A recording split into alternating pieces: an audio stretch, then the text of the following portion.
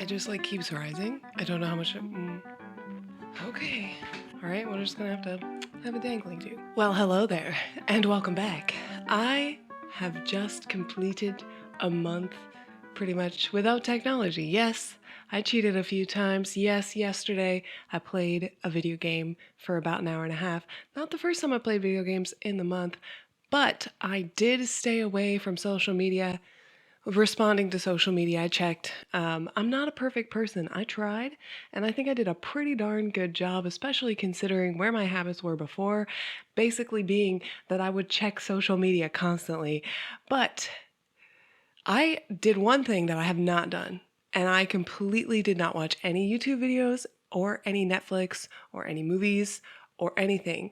I went and saw a movie with some friends. We saw the Conjuring movie, the devil one, and then I watched a movie at the middle of the night. It was What Women Want, and this was because I couldn't sleep. I woke up at 2 and I couldn't get back to bed. It was still 3, so I watched a video because I couldn't read. I couldn't do anything. I needed something. I spent the weekend at my friend's last weekend.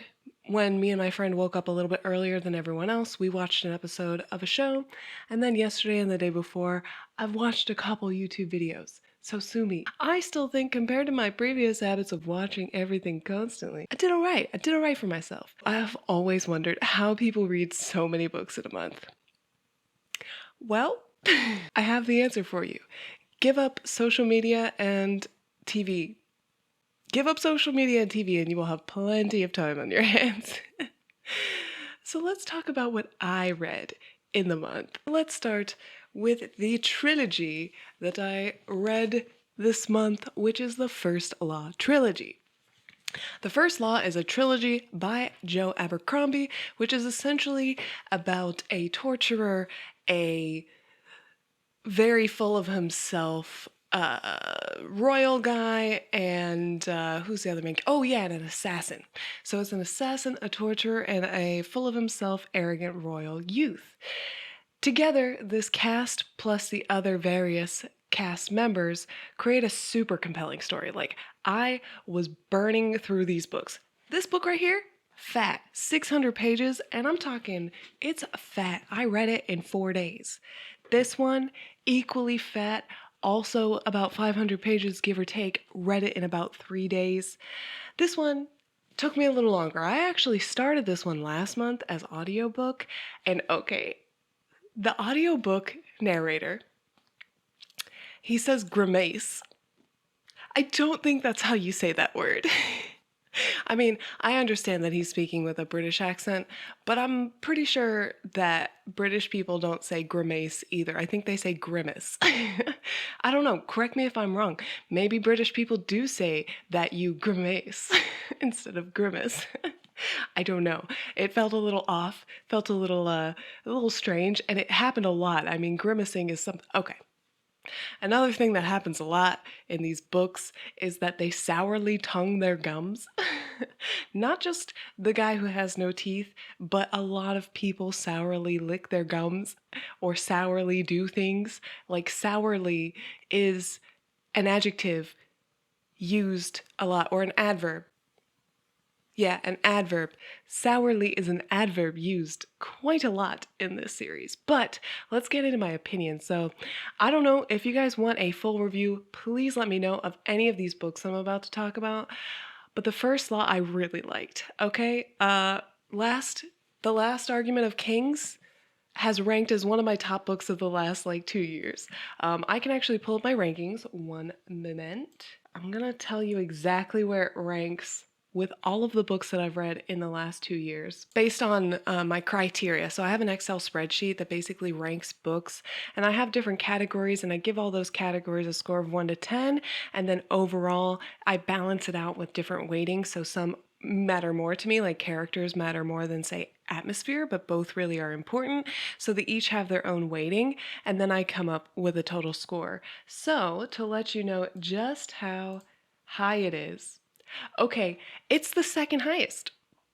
Of all the books that I've read in the last 2 years, I don't know if it's a little overdone because I was really hyped after that book. Oh my God, the ending.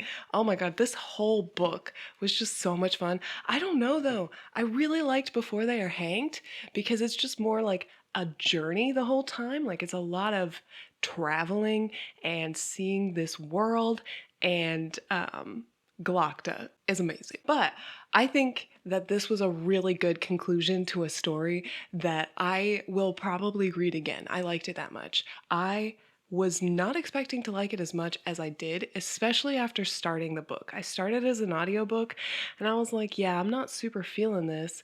The city, Adua, sounded pretty cool. The characters were kind of like, okay, whatever.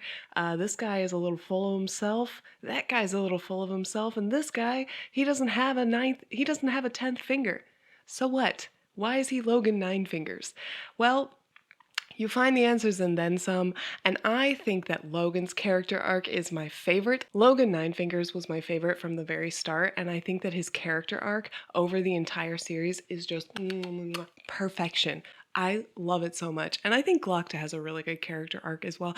Actually, I think they all have really good character arcs. I think if you want a story that has amazing characters, this one's for you. I really have gotten a lot of inspiration for my own writing based on the way that he does perspective and point of view in this book. I really like, so Glocta has this little like quirk where he thinks to himself a lot. So you can always know it's a Glocta chapter because you'll see like line after line after line of like italicized thought text. A lot of his narrative is told through his thought processes. But even on top of that, they each have little character quirks. I really like Logan as well because he has this like little saying, and this saying has been impacting me a lot. Better to do it than to live with a fear of it. Oh my gosh. Such a great quote. And he says it all the time. And I just like the little quirks that the characters have and the little catchphrases they have. I think Logan probably has the most catchphrases. He's the one that like has really distinctive catchphrases, but everyone has very distinctive personalities. Who's my favorite character? I really like Logan, but I think Baez might be my favorite character. He's I can't tell you anything about him without giving any spoilers, but Baez is my favorite character. I'll just leave it at that. Logan's my second favorite character, and I really like Jazal and Glocta kind of equally. I know that a lot of people really, really, really love Glocta. He's not my favorite. I like him a lot, but I think I like Logan a lot more, and I think I like Baez the most. Baez is just, he's next level. Fabulous book series. I read this whole series in about a week. Like I said, get rid of technology, you suddenly have a bunch of time to read. So I had plenty of time to read. So then I read other books, and then we get into my sci-fi reading. The best part of the month, don't you know? So this book right here, I've talked about a couple of times in different videos. You'll see it pop up. First of all, can we talk about the perfection that is this cover? First of all, it's my favorite color, purple. Like, this is my favorite shade of purple. Like, if you guys want to know what my favorite color purple is, it is this color purple right here. The color of this cover is my favorite color. So yes, I was sold at the perfect color cover. And I really like the beetle design and the little technology on the one half and the like golden beetle on the other.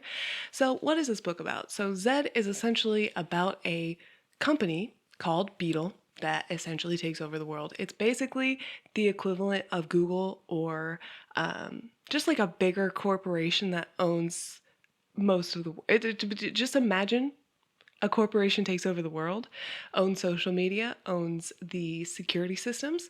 Basically, 1984 on crack. Like next level 1984 is what's going on in here. But the storytelling style is very sarcastic and very quirky. Like sometimes it's really hard to know what's going on.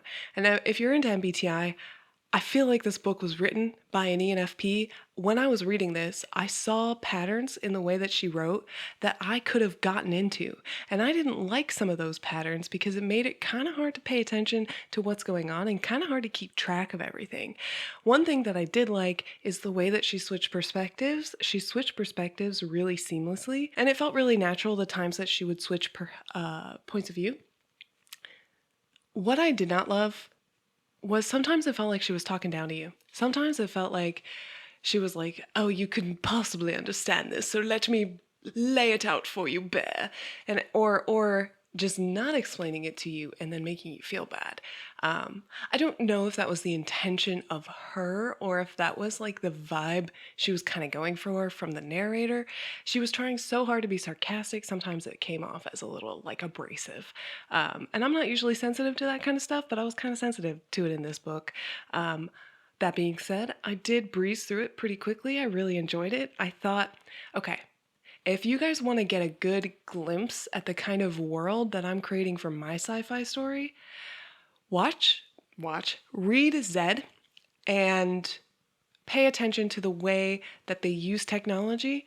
My world is like that, but way in the future from that. So like even more expanded on the technology that they use. But this is the closest technology I've ever found to what's in my book, which I really appreciated that angle. Zed is like a catch-all for anything that goes wrong in a system that can be completely unexplained. So it's an anomaly. Basically, Zed is another word for anomaly.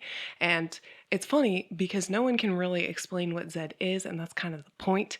But it is a fabulous book. I wouldn't say it's my favorite book of all time. There were things I didn't like about it.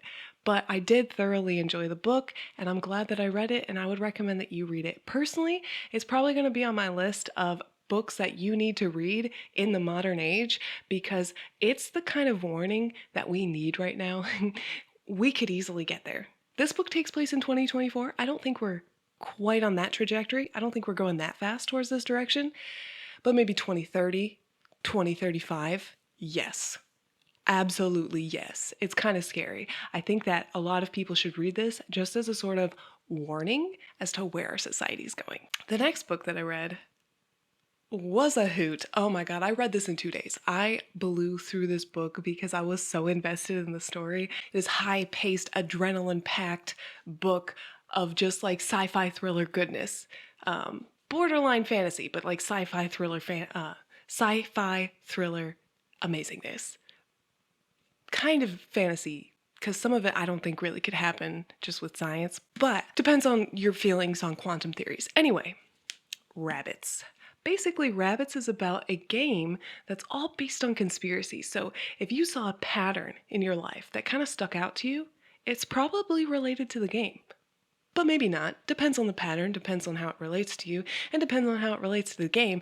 And that's the cool part about it. You don't really know what's related to the game, and you're kind of trying to figure out how all these pieces play together and how everything's going to turn out. And basically, people are going missing and people are dying, and you don't know why. It's related to the game, but there's no information as to why, and we have to figure out why. And it's super high, intense, octane story. If you like Ready Player One, this is way better than Ready Player One. If you like Ready Player One, this is Ready Player One, but actually good. One thing that I really like about this book is that it takes place in Seattle, so it has the pluviophile vibes that I'm a big fan of. I used to live in Vancouver, Washington, which is a hop, skip, and a jump away from Seattle, like an hour and a half, and the weather there is just, except right now. Right now it's like 115 degrees or something. It's like burning up. It's really bad. Global warming is a thing. Don't believe what the media tells you. Global warming does exist. But the rain in Seattle, the rain in the Pacific Northwest, he captures beautifully. He captures it perfectly. Oh my God, I could live in more books that take place in Seattle. So if you have a book that takes place in Seattle that may also be a sci-fi thriller, hit me up with those titles. I want more of those. I really like this book. Not my favorite book of all time. I gave it 4 stars on Goodreads, but I really liked it a lot. I really liked it a lot. Would recommend. It's a very quick read. Worth it. And I hear that it comes actually based on an audio drama that takes place in the same world. My friend Michael Nip is really into this series. You can actually check out his review up there in the corner, whichever corner it is. He is a big fan of audio dramas, and he's a big fan of the Rabbit's world, so he also did a really interesting review on it. I would definitely recommend checking that out. Then I read a book that I don't physically have, and that's because I read it as an ebook from the library, and that is Grave Peril by Jim Butcher. This is book 3 in the Dresden Files, and It's my favorite so far. It absolutely is a step above the last two books. It is more intense, more high paced, and the characters are way better. Susan, the like reporter girl, plays a bigger role in this story than she has in other stories, and we really get to see who Dresden is because we get to see him juxtaposed with this super righteous like religious guy, and they're working together to try to stop these ghosts who are attacking the world, and it's really good. Really good. Not really much to say because it's a Dresden book, but if you like Dresden, Grave Peril is definitely my top of the first three. The first one was good. The second one was a little not my thing. I'm not a huge fan of like the werewolf thing, but this book three, amazing. There's a scene with a masquerade. I can't tell you anything, but it's great. It's my favorite scene in the whole book. I love it so much. Read it. If you read Dresden, let me know what you think. What's your favorite Dresden book? I'd actually be really curious what your favorite Dresden book is because I am only on book three and I already love book three, and I hear from other people that they didn't start getting into it really until book five. So I can only imagine how much better it's gonna get. So I'm excited. And then the last book that I've read this month is one that I actually started when I first got the book, which was in March. So I started it in March. I read about 100 pages, and then I stopped. I got through the first two parts of the book and I just stopped. Not because I wasn't liking the book, but because at the time I wasn't really reading physical books. I was more listening to audiobooks. It kind of fell off. It just fell off. I bought my friend a copy of this book so we could read it together, and we both kind of stopped at the same point. I don't know. I think there was a really emotionally intense scene right at the end of part two, and I don't think either one of us were ready for the emotions that we were about to go through. But I'm really glad that I picked it back up and then I got to go through all the rest of those emotions. And the book I'm talking about is Clara and the Sun. Clara and the Sun is about an AF, or an artificial friend, who's basically a robot who exists purely to keep children company. And the child that she keeps company's name is Josie, and Josie is sick. Well, as the book progresses, you get to see Clara and her point of view. And Clara is like a quintessential INFJ, which is crazy. An INFJ robot. It is such an interesting experience to perceive as she's trying to make sense of the emotions and as she's trying to figure out the best way to navigate them so she can make the best possible outcome for Josie. And it is very, it's very Kazuo Ishiguro. Like, it makes you very emotional and makes you kind of think about the implications of such technology. My only thing that I didn't love about this book was the fact that it's kind of more borderline fantasy, and it also reads like a middle grade book. I think that it should have been marketed as a middle grade, honestly, because even though it has some heavier themes, I don't think that it's quite adult enough to really feel like an adult book. It feels like I'm reading something that would have been really impactful to me at like 12, 13 years old. Like, that would have been the perfect time for me to read this book. And I really like it, but it's not my favorite book of all time, and it's definitely nowhere near the same level of love as I have for Never Let Me Go. Never Let Me Go made me weep. It made me think about it for years and years and years. Clara and the Sun is not a book I'm sitting thinking about all night, but there were some really cool things about it. I think that if I was younger, it would have impacted me more, and I think that it has some really cool elements in it. But all in all, I gave it a 3-star on Goodreads just because it was in between a 3 and a 4, and I didn't think it really like deserved a 4 in my eyes. I think a lot of people really love it, and it's Kazuo Ishiguro, which you really can't go wrong with Kazuo. It just wasn't my favorite, but I still think it's a really good book, and it's really cool because Clara is a robot, so sometimes she pays attention to conversation, sometimes she doesn't, so you get snippets of conversation at random times. I remember what my greatest criticism was. My greatest criticism about Clara and the Sun is the way that the children speak. They are 13, 14, 15. Like, they are middle school children to like young high school, somewhere in that range. They're like between 13 and 15. They don't talk like that, and I wish that there were just times when it just felt like they were saying things very unnaturally. Now, theory, it could be intentional that that happened because the robot is kind of transcribing what happened and she's looking back and remembering what happened. So perhaps she is paraphrasing and that is why it is said that way. But it does feel really unnatural. Like, it feels very unnatural sometimes, especially not Josie, but Josie's best friend, this like guy character. Anyway, I really like it. I think that it deserves the praise that it has. It's just not my favorite book of all time. I think that his other books are a lot better. And there's a really good review of this by Larry Has Opinions, which I will link up above, whichever corner. Again, I'm pretty sure it's that corner. Larry Has Opinions did a really, really good review on it, so you can check that out if you want to see a full review. Let's go ahead and talk about my TBR. Oh, there was one other book that I've been reading, and it's sort of like a beta read or alpha read. My friend just finished editing the first book in her quadrology. I'm about like a third of the way through, so I've been working on that.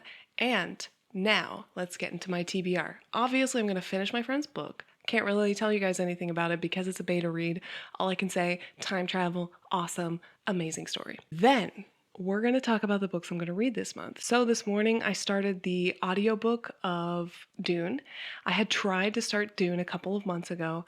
It completely failed. But I know that Books with Brittany has posted like a bunch of stuff about the themes of Dune, and I want to be able to join that conversation. And if somebody felt so passionate about the themes of Dune, I feel like I need to get myself into that life. I want to know more. So I'm starting the audiobook. I'm giving it another go. And I'm going to go back and forth between audio and ebook, but I'm excited to give it a second try, although a little tentative. a little tentative. I'm doing a reading challenge this month with my friends on Facebook. It's like this, I don't even have a Facebook. I'm borrowing my friend's Facebook. Thank you, by the way. Basically, it's a reading challenge where every page that you read gets counted, and then there's like different ways that you can earn bonuses. So we're kind of doing that this month, and I'm really excited about that. So Dune's one of those books. It's a slow burn. I think it'll hit that category. And then I have some other books that I'm planning on reading. Hopefully I can get through all of them. The next book that I want to read is Crime and Punishment. The other day I read the first chapter, and okay, this is pretty great. I'm pretty excited to see what happens. Christy from Dostoevsky in Space talks a lot about Dostoevsky, and it's about time I've read a classic Dostoevsky. I have never read anything by him, and I also don't read many classics, and you may recall from my 2021 goal video that I want to read at least 4 classics. This is going to count as classic numero uno. Another book that I would like to read this month is Iron Gold. I tried reading the first chapter, and I was a little disappointed because it like starts off with a parade that's like, hey, here's this character, hey, here's that character, hey, here's that character. And I was like, I'm not invested in this. So I'm going to give it another go. I'm going to give it another try because I do really love Darrow and I really love the Red Rising trilogy. So I want to give it a go. I want to go after the second trilogy. I want to start it, and that I think I'm going to do this month. Then finally, a book that I am really excited to read. My friends are reading it. Everyone talks about it. The show is apparently amazing. And that is The Expanse, specifically book 1, Leviathan Wakes. I bought it at Barnes & Noble with my friends, and I am gonna read it. It's also a little bit of a chunker, but that's okay. I really like these books, by the way, the floppy books. Those are my books that I've read this month, and those are my TBR books for this month. What are you reading? What have you read this month? And if you're looking to read more, just do what I did and just give up TV, YouTube, and social media, and you will have plenty of time to read. I assure you, you'll have plenty of time. Oh, and since, we're talking about stories or whatever, I actually just started this video game called We Happy Few, which I'm really excited about. It's like a post-World War II dystopian sci-fi kind of thing where everyone has to take this pill that makes them happy, and you stop taking the pill and you escape from the city, and I'm about to learn the secrets. I've only done like the first chapters worth of story. I'm about to learn the secrets, and it looks freaking cool. It's got this cool cartoony style. Everyone wears these masks with giant smiles on their face. It's British, it's cute, it's amazing. I'm really excited for it. So I'm going to count it as my TBR, and we're going to see what happens. Can I maintain this trajectory? I think I can if I continue to not watch Netflix and YouTube. So no videos, no movies, maybe the occasional movie, but I'm really going to try to stick to reading again because that's one of the things I really have enjoyed about my month of no social media and of no technology is just hanging out and reading and realizing that I don't need to fill my time with TV constantly. So there's that. Anyway, that's my book wrap up and TBR for June/July. Thank you so much for watching. I hope that you have a beautiful, amazing, fantastic day. Don't forget to like and subscribe, and I will see you next time. Bye bye.